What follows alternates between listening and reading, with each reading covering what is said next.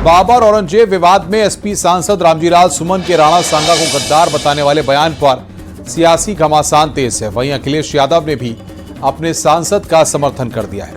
BJP जहां SP के खिलाफ मुखर है, वहीं एसपी सांसद के खिलाफ सड़कों पर विरोध प्रदर्शन शुरू हो गए हैं। इसी को लेकर एक रिपोर्ट देखिए। मैं जानना चाहूंगा कि बाबर को लाया कौन? बाबर को इब्राहिम लोधी को हराने के लिए राणा सांगा लाया था। तुम गद्दार राणा सांगा की औलाद हो, ये हिंदुस्तान में तय हो जाना चाहिए। एसपी सांसद रामजीलाल सुमन के राणा सांगा पर दिए विवादित बयान के बाद सियासी घमासान तेज है। अब अखिलेश यादव ने अपनी सांसद के बयान का समर्थन कर दिया है, जिसके बाद अब नया विवाद शुरू हो गया है। क्योंकि इतिहास के पन्ने अगर पलटे जाएंगे तो लोग ये भी याद करेंगे कि छत्रपति शिवाजी महाराज जब उनका तिलक होना था तो किसी ने उनका तिलक नहीं किया और हाथ से तिलक नहीं किया गया। सुनने में आ रहा है कि पैर के बाएं अंगूठे से उनका तिलक किया गया था। क्या भारतीय जनता पार्टी इस बात की निंदा करेगी आज?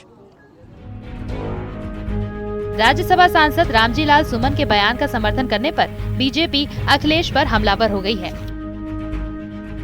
मतलब हिंदू समाज का अपमान, राजपूतों का अपमान, राजस्थान का अपमान, देश के वीर सपूतों का और राष्ट्रवादियों का अपमान, और अब समाजवादी पार्टी के मुखिया अखिलेश यादव, जिनको बताया जाता है, कुछ लोग टीपू भी बुलाते हैं, पता नहीं क्यों, वो कहते हैं कि बात तो सही कही सुमन जी ने, सांसद साहब ने, मतलब कि जो मठाधीश को माफिया, रामचरितमानस को अलग अलग गालियां, हिंदू राम भक्तों पर गोली चलाने पर गर्व महसूस करने वाले जो लोग हैं, अब वो देश के वीर सपूत, महानुभव और महापुरुषों का भी अपमान करने से नहीं चूक। अब आपको सुनाते हैं राणा सांगा को लेकर रामजीलाल सुमन ने क्या कहा था। हालांकि बाद में उन्होंने अपने बयान पर सफाई भी दी है। मैं चाहूंगा कि बाबर को लाया कौन?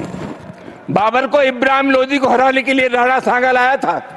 तो मुसलमान तो बाबर की औलाद हैं और तुम गद्दार राणा सांगा की औलाद हो, ये हिंदुस्तान में तय हो जाना चाहिए। अगर बाबर की तो आलोचना करते हैं, राणा सांगा की आलोचना नहीं करते। एसपी सांसद रामजीलाल सुमन के बयान पर यूपी सरकार में मंत्री ठाकुर जयवीर सिंह ने बड़ा हमला बोला। उन्होंने कहा कि ऐसे नेताओं को देश माफ नहीं करेगा।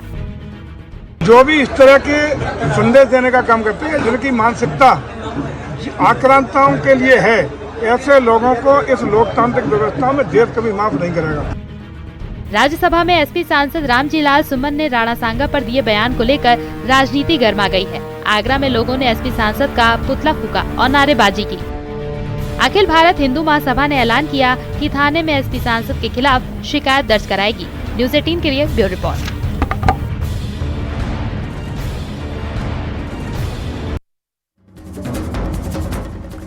औरंगजेब की सियासत पर वार पलटवार लगातार जारी है। अब आरएसएस ने भी विपक्ष को नसीहत दे दी है। आरएसएस के सरकार्यवाह दत्तात्रेय होसबोले ने कहा है कि जो भारत के विरोधी रहे हैं उनको आइकॉन नहीं बनाया जा सकता है।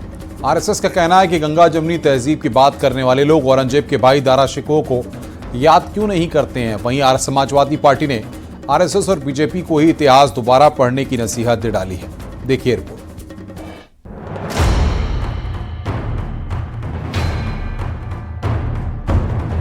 कि जो महान नहीं था उसको महान नहीं इतिहास ने लिखा है, जो महान कार्य थे उनका ही विश्लेषण किया गया है।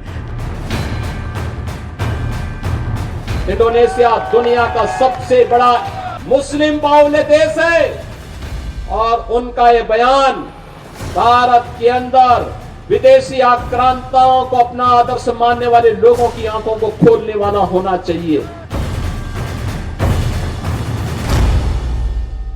औरंगजेब पर छिड़े घमासान के बीच आरएसएस के सरकार्यवाह दत्तात्रेय होसबोले ने औरंगजेब का समर्थन करने वालों पर करारा प्रहार किया है।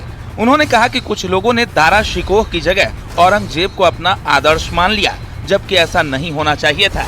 भारत में क्या हो गया है, औरंगजेब के भाई दारा शिकोह को आइकॉन नहीं बनाया। जिन लोगों ने गंगा जमुनी संस्कृति वगैरह कहते हैं, उन्होंने कभी दारा शिकोह को सामने लाने का प्रयत्न किया नहीं।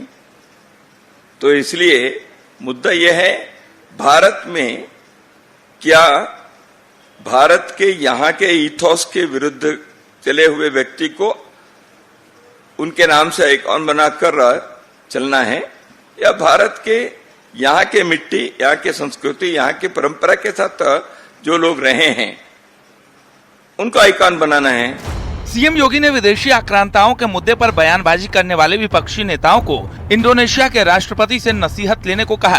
सीएम योगी ने कहा कि इंडोनेशिया के राष्ट्रपति अपना डीएनए भारत से जुड़ा बताते हैं, लेकिन भारत के कुछ विपक्षी नेता आक्रांताओं के पक्ष में बयान देते नजर आते हैं। एक देश का राष्ट्राध्यक्ष कहता है कि अगर हमारा डीएनए कभी जांचा जाएगा तो भारतीय निकलेगा। इंडोनेशिया दुनिया का सबसे बड़ा मुस्लिम बाहुल्य देश है और उनका ये बयान भारत के अंदर विदेशी आक्रांताओं को अपना आदर्श मानने वाले लोगों की आंखों को खोलने वाला होना चाहिए। समाजवादी पार्टी ने आरएसएस के बयान पर निशाना साधा है। मुगलों को महान बताते हुए बीजेपी आरएसएस की सोच पर सवाल उठाए हैं। क्या आरएसएस के लोग, बीजेपी के लोगों ने इस बात को नहीं पढ़ा कि जो महान नहीं था उसको महान नहीं इतिहास ने लिखा है। दारा सिकोह हो, अकबर हो या और भी तमाम सारे शासक हों, उनके जो महान कार्य थे उनका ही विश्लेषण किया गया है। ठीक उसी तरह हिंदू राजाओं में भी बहुत सारे राजा हुए, लेकिन जो महान सम्राट अशोक का स्थान है, महान चंद्रगुप्त का स्थान है, वो सभी राजाओं का नहीं है। वहीं बीजेपी ने पलटवार कर कहा कि समाजवादी पार्टी और कांग्रेस की सोच हमेशा सनातन विरोधी ही रही है। आक्रांताओं के लिए इस देश में कोई जगह नहीं है। निश्चित तौर पे हमारे देश में सभी धर्म के लोगों की पहचान है और सभी धर्म के लोगों का सम्मान है, लेकिन जो आक्रांता, लुटेरा, ताताई, दुराचारी और जो भारत का है ही नहीं, उसके लिए भारत में कोई जगह। औरंगजेब पर छिड़ा घमासान थमने का नाम नहीं ले रहा। बीजेपी जहां मुगल आक्रांताओं पर मुखर है, वहीं एसपी कांग्रेस उन्हें महान बताने की दलील दे रही है। Bureau report, news 18।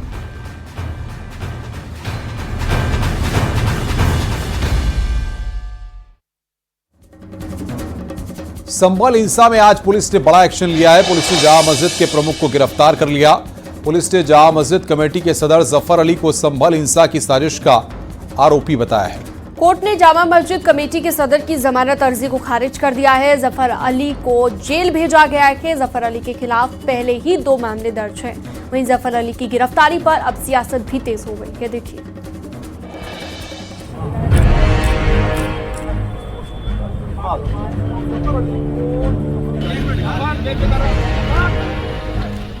संभल जामा मस्जिद कमेटी के सदर जफर अली को गिरफ्तार कर लिया गया है। पुलिस ने 24 नवंबर को हुई हिंसा के मामले में जफर अली से पूछताछ की, उसके बाद उन्हें गिरफ्तार कर लिया। जी उनकी पोल जो खोल दी पुलिस वालों की, क्यों आपको क्यों लगता है कि वो झूठा फंसाया गया? मैंने उनकी सच्चाई बता दी ना।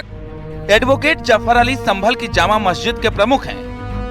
सीओ अनुज चौधरी ने बताया कि शांति व्यवस्था के लिए इलाके में भारी पुलिस फोर्स तैनात है। पूर्व से ही ड्यूटियां लगाई गई हैं, पहले से ही, तो जैसे पहले से लगती आई उसी तरह से आज भी ड्यूटी लगाई। कोई विशेष वो नहीं है, क्योंकि शांति व्यवस्था के लिए पर्याप्त फोर्स पहले भी लगा हुआ था, अब भी है, और शांति पूरी तरह से शांति है। पूछताछ के बाद जामा मस्जिद सदर जफर अली को गिरफ्तार कर लिया गया। वहीं जिस गाड़ी में जफर अली को पुलिस बैठा कर ले गई है, उस गाड़ी के साथ लोगों ने प्रदर्शन करते हुए नारेबाजी की। साथ ही संभल पुलिस के खिलाफ नारेबाजी करते हुए गाड़ी के पीछे भागे। उसमें आज जफर अली जो यहाँ पे जामा मस्जिद के सदर हैं, उनको गिरफ्तार करके जेल भेजा गया है।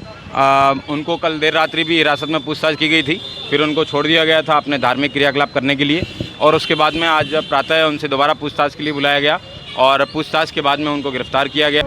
जफर अली का भी कहना है कि संभल में 24 नवंबर को हुई हिंसा से उनका कोई लेना देना नहीं है। पुलिस बेवजह परेशान कर रही है। जफर अली के भाई का कहना है कि संभल में 24 नवंबर को हुई हिंसा से उनका कोई लेना देना नहीं है। पुलिस बेवजह परेशान कर रही है। और क्योंकि उन्हें चुनाव उसमें जो है आयोग के समक्ष कल को बयान देना था, इसी वजह से वो जानबूझकर वो उन्हें जो है जेल भेज रहे हैं। कोई बात नहीं, वो जो उन्होंने जो पीसी में बयान दिया था उससे नहीं हटेंगे। पीसी में बयान दिया था कि पुलिस ने गोली चलाई, वो बयान देंगे पीसी में गोली चलाई है। पुलिस ने भी गोली चलाई थी, पुलिस की गोली से ये लोग मारे गए थे। बीजेपी का कहना है कि संभल में पुलिस प्रशासन की तरफ से कानून व्यवस्था को बेहतर बनाने के लिए एक्शन हो रहा है। ऐसे में लोगों को सहयोग करना चाहिए, न कि विरोध। उनकी एक जरा सी चूक ने पिछले दिनों के हालात कर दिए थे। पथराव हुआ, पुलिस से सीधी मुठभेड़ करने की स्थिति में लोग आ गए और उसका नतीजा ये हुआ कि वहाँ फायरिंग हुई और कई लोग हताहत हुए। ऐसे में जिम्मेदार लोगों को कानून व्यवस्था बनाने के लिए प्रशासन का सहयोग करना चाहिए और जो आने वाले त्यौहार हैं उन्हें पूरी गंभीरता से, पूरी शांतिपूर्वक और पूरे सद्भाव के रूप में मनाने के लिए प्रशासन का पूरा सहयोग करें, ना कि टकराव की स्थिति उत्पन्न करें। संभल में पुलिस ने सुरक्षा सख्त कर दी है और पुलिस सड़कों पर मार्च कर रही है। पुलिस का कहना है कि संभल में सुरक्षा चाक चौबंद है। Bureau report, news 18।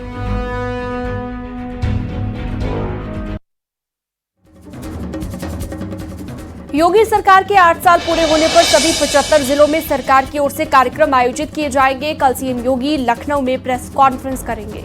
25 से 28 मार्च तक कई कार्यक्रम आयोजित किए जाएंगे। कार्यक्रमों को केंद्र सरकार की 10 साल की उपलब्धियों से जोड़कर यूपी भारत सरकार का ग्रोथ इंजन की थीम को केंद्र में रखते हुए भव्यता के साथ आयोजित कराया जाएगा। देखिए रिपोर्ट।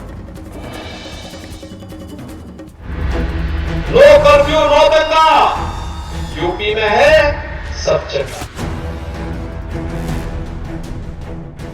25 मार्च 2025 को योगी आदित्यनाथ सरकार सत्ता में 8 साल पूरे कर लेगी। उत्तर प्रदेश के सबसे लंबे समय तक सेवा देने वाले मुख्यमंत्री के रूप में एक ऐतिहासिक उपलब्धि होगी। यूपी भारत का ग्रोथ इंजन, सुशासन, सेवा और सुरक्षा के मंत्र के साथ योगी सरकार के 8 साल पूरे होने पर अब योगी सरकार जिलों में जश्न मनाएगी। दरअसल योगी सरकार के जो 8 साल पूरे हुए हैं उनको लेकर योगी सरकार उत्तर प्रदेश के सभी जनपदों में कार्यक्रम आयोजित कर रही है। इसमें जो प्रभारी मंत्री हैं, उत्तर प्रदेश सरकार के जो मंत्री हैं, जिलों के प्रभारी हैं, वो जिलों में प्रेस कॉन्फ्रेंस करेंगे और सरकार के कामकाज के बारे में बताएंगे। सरकार इस अवसर को विशेष कार्यक्रमों और नई नीतिगत घोषणाओं के साथ मनाने की तैयारी कर रही है। योगी सरकार के 8 साल पूरे होने पर सभी 75 जिलों में सरकार की ओर से कार्यक्रम आयोजित किए जाएंगे। सीएम योगी लखनऊ में प्रेस कॉन्फ्रेंस करेंगे। इसके बाद 3 दिन 25 से 28 मार्च तक अलग अलग कार्यक्रम होंगे। जिलों में योगी सरकार के 4 मंत्रियों की प्रेस कॉन्फ्रेंस आयोजित की जाएगी। सभी कार्यक्रमों को केंद्र सरकार की 10 साल की कामयाबी से जोड़कर यूपी भारत सरकार का ग्रोथ इंजन की थीम को लेकर केंद्र में रखते हुए भव्यता के साथ आयोजित किया जाएगा। टेक्सटाइल के लिए जो उत्तर प्रदेश सरकार की पॉलिसीज है 2017 की, उसके बाद 2022 की, इसमें सरकार ने बहुत सारी सुविधाएं उपलब्ध करवाई हैं अपने इन्वेस्टर के लिए। तो इन्वेस्टर के लिए गवर्नमेंट की पॉलिसी भी है, हमारे पास लैंड बैंक भी है, कनेक्टिविटी भी है और कानून व्यवस्था की बेहतरीन स्थिति भी उत्तर प्रदेश के अंदर है, जो आपको न केवल सुरक्षा प्रदान कर रहा है बल्कि आपकी पूंजी को भी पूरी तरह सुरक्षा प्रदान करता है। बीच के उस काले अध्याय को छोड़ दिया जाए जब सब कुछ उत्तर प्रदेश की उन अनंत संभावनाओं को एक प्रकार से बाधित कर दिया गया था, उसके सामने बैरियर खड़े कर दिए गए थे, आज उससे उभर करके आगे बढ़ चुका है। उत्तर प्रदेश की योगी सरकार ने अपने 8 साल के कार्यकाल में कई फ्रंट पर इतिहास रचा। योगी सरकार के 8 साल में 15 लाख करोड़ रुपए का निवेश हुआ, जिससे 60 लाख युवाओं को रोजगार मिला। प्रदर्शनियां लगेंगी कि आखिर उत्तर प्रदेश सरकार और केंद्र सरकार ने किस तरीके से उत्तर प्रदेश में काम किए गए, आम जनता को किस तरीके से लाभ हुआ और उत्तर प्रदेश के हर वर्ग को किस तरीके से सरकार ने फायदा पहुंचाया। इन सभी मुद्दों को लेकर प्रेस कॉन्फ्रेंस होंगी और 3 दिवसीय जश्न का कार्यक्रम उत्तर प्रदेश के हर जनपद, हर विकास खंड पर चलेगा। योगी सरकार ने defence, medical, road development, agriculture जैसे तमाम क्षेत्रों को लेकर धरातल पर मेहनत की। पिछले 8 बरस में योगी सरकार के राज में उत्तर प्रदेश ने उत्सव प्रदेश का सफर तय किया। न्यूज़ 18 के लिए ब्यूरो रिपोर्ट। धामी सरकार के रविवार को 3 साल पूरे हो गए। 3 सालों में क्या कुछ काम सरकार ने किया, इसका पूरा रिपोर्ट कार्ड सीएम धामी ने जनता के सामने रखा। वहीं आज प्रदेश भर में कार्यक्रम भी हुए। सरकार के 3 साल के कार्यकाल का जश्न 22,000 उपनल कर्मियों के लिए खुशखबरी लेकर आया, तो स्थानीय ठेकेदारों, छात्रों के लिए भी धामी सरकार का 3 साल का कार्यकाल पूरा होने का जश्न अच्छी खबर लेकर आया। ये रिपोर्ट देखिए।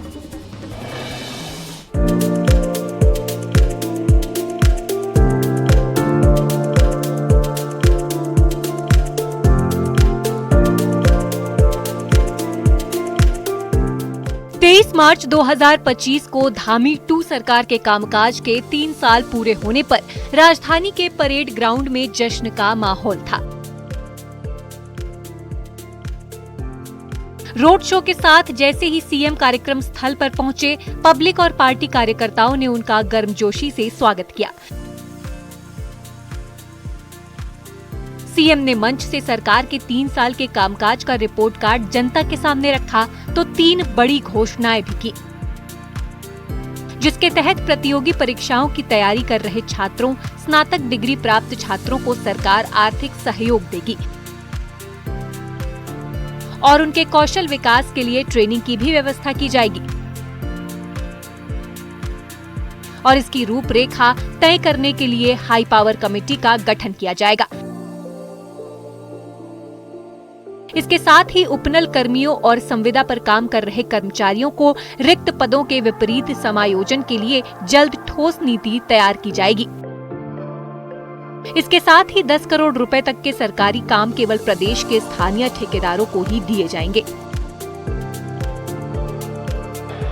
विद्यार्थियों और स्नातक डिग्री प्राप्त युवाओं को परीक्षाओं की तैयारी और रोजगारपरक कौशल सीखने के लिए राज्य सरकार न केवल आर्थिक सहायता प्रदान करेगी, बल्कि उनके प्रशिक्षण के लिए एक समर्पित मंच भी उपलब्ध कराया जाएगा। इस योजना के नियम और नीति तय करने हेतु एक उच्च स्तरीय समिति का गठन किया जाएगा। राज्य में कार्यरत उपनल एवं संविदा कर्मी लंबे समय से मांग कर रहे हैं कि सरकारी विभागों में रिक्त पदों के अनुसार उन्हें नियमित किया जाए। उनकी इस न्याय संगत मांग की पूर्ति हेतु हम शीघ्र ही एक ठोस नीति तैयार करेंगे। प्रदेश में करीब 22,000 उपनल कर्मी हैं, जो सालों से संविदा पर विभागों में काम कर रहे हैं। ये 22,000 कर्मी लंबे समय से नियमितीकरण की मांग कर रहे हैं। मुख्यमंत्री ने जैसे ही मंच से घोषणा की, इन 22,000 युवाओं के चेहरे पर खुशी की लहर दौड़ पड़ी। सुनिए क्या कह रहे हैं उपनल कर्मी।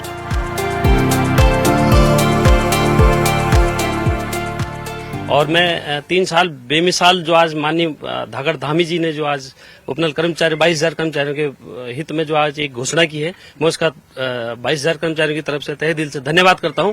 और अब दुगनी जोश के साथ 22,000 कर्मचारी सरकार का जैसे पहले से कंधे से कंधे मिलाकर काम कर रहे थे, अब दुगनी एनर्जी के साथ हम काम करेंगे। 22,000 कर्मचारियों की जो पीड़ा है, उनके परिवार की जो पीड़ा है, बच्चों की पढ़ाई का जो बोझ है, माँ बाप की दवाई का जो बोझ है, उसको समझा है मुख्यमंत्री जी ने। तो इसके लिए मैं मुख्यमंत्री का बहुत धन्यवाद करता हूं और आशा करता हूं कि जो घोषणा है जल्दी इम्प्लीमेंट हो और जो हमारे 22,000 कर्मचारी हैं वो नियमित हों और उनका जो गुजर बसर है वो सम्मानजनक हो सके। मुख्यमंत्री ने रिपोर्ट कार्ड पेश करने के साथ ही भविष्य का रोड मैप भी जनता के सामने रखा। उन्होंने आश्वस्त किया कि सरकार पूरे जोश और जज्बे के साथ राज्य के विकास में जुटी हुई है। इस मौके पर सीएम ने सेवा, सुशासन और विकास के 3 वर्ष बुकलेट का विमोचन भी किया। न्यूज़ 18 के लिए देहरादून से सुनील नवप्रभात की रिपोर्ट।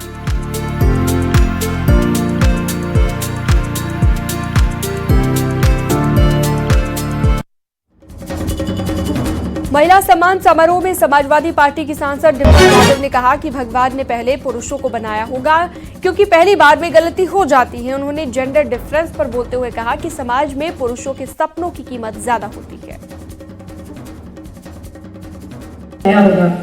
तो निश्चित तौर पे मेरा मानना है कि पुरुषों को ही पहले बनाया होगा, क्योंकि पहली बार बनाने में थोड़ी गलती रह जाती है,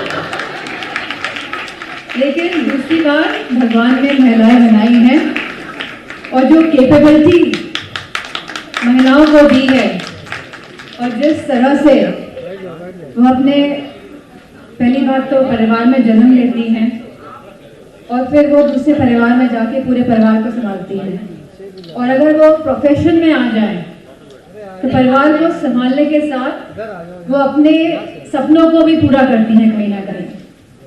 और जहां आज इक्वालिटी की बात होनी चाहिए, जो हम कहते हैं कि समाज में स्टैंडर्ड इक्वालिटी है, लेकिन सही मायनों में इक्वालिटी नहीं है, क्योंकि जहां पुरुषों के सपनों को ज्यादा तवज्जो दिया जाता है, वहां पुरुष भी अपने सपनों के आगे महिलाओं के सपनों को इतना मान नहीं देते हैं, चाहे वो परिवार की महिलाएं क्यों ना हो।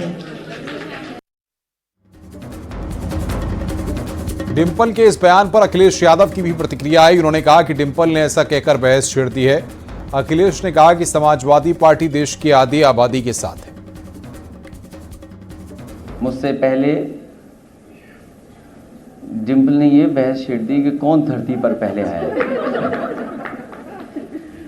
इधर पता नहीं क्या है कि ये जमाना जाने कैसा है कि किस बात पे बहस छिड़ जाए इसी का नहीं पता है। और जो लोग टीवी देखते होंगे वो इतिहास के 400-500 पुराने इतिहास में डूबे हुए हैं, न जाने कहां लेकर के जा रहे हैं। जो इतिहास लिखा गया है उस इतिहास को ही पढ़कर के हम बहस कर सकते हैं, लेकिन कुछ शक्तियां, ताकतें ऐसी हैं जो बुनियादी सवाल से हमारा आपका ध्यान हटाना चाहते हैं। इसलिए मैं बधाई देना चाहता हूं आयोजकों को।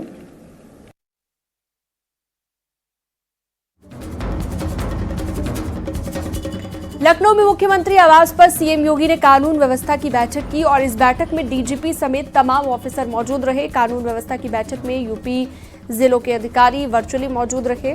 कानून व्यवस्था की बैठक में सीएम योगी ने आगामी त्योहारों को लेकर निर्देश दिए।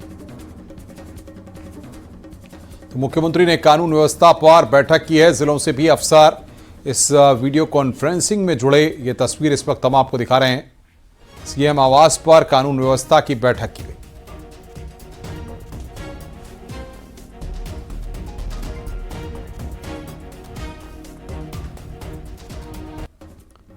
रुक रहे हैं यहां पर ब्रेक के लिए। खबरों का सिलसिला जारी रहेगा।